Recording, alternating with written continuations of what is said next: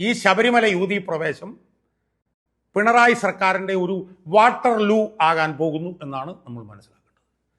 പിണറായി സർക്കാർ ഇറങ്ങിപ്പോകുന്നതിന് മുമ്പുള്ള ഏറ്റവും വലിയ തലയ്ക്ക് അടിയായി ഈ യുവതീ പ്രവേശം മാറാൻ പോകുന്നു എന്നുള്ളതാണ് നമ്മൾ മനസ്സിലാക്കുന്നത്. ഇത് മനസ്സിലാക്കുമ്പോൾ നമ്മൾ അവസാനമായി മനസ്സിലാക്കേണ്ട കാര്യം എന്താ?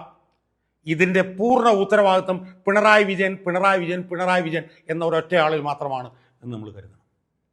കാരണം ഇതുപോലൊരു വിധി വരുമ്പോൾ 40-45% വരുന്ന ഹിന്ദുക്കൾ കേരളത്തിലുണ്ട്. അവരുടെ എതിർപ്പാക്കാൻ പാടില്ല എന്ന് പറഞ്ഞ് വളരെ ശ്രദ്ധയോടുകൂടിയും സൂക്ഷ്മതയോടുകൂടിയും കൈകാര്യം ചെയ്യേണ്ട ഈ വിഷയം തനിക്കൊരു രണ്ടാം ശ്രീനാരായണ ഗുരു ആകാൻ വേണ്ടിയിട്ട്, തനിക്ക് കേരളത്തിലൊരു നവോത്ഥാന നായകനാകാൻ വേണ്ടിയിട്ട്, തനിക്ക് വലിയ വലിയ ഭരണഘടനാ വിശ്വാസിയായി മാറാൻ വേണ്ടിയിട്ട് പിണറായി വിജയൻ എടുത്ത ആ തെറ്റായിട്ടുള്ള സമീപനം കൊണ്ട് 2019 തോറ്റു, ഇപ്പോൾ 2026 തോക്കാൻ പോകുന്നു. ഇത് യഥാർത്ഥത്തിൽ പിണറായി വിജയൻ്റെ പിടിവാശി, അയാളുടെ അപ്രമാദിത്വം, അയാളുടെ അഹങ്കാരത്തിന് കിട്ടുന്ന ഒരു അടിയായി ഈ യുവതീ പ്രവേശം വീണ്ടും മാറാൻ പോവുകയാണ്.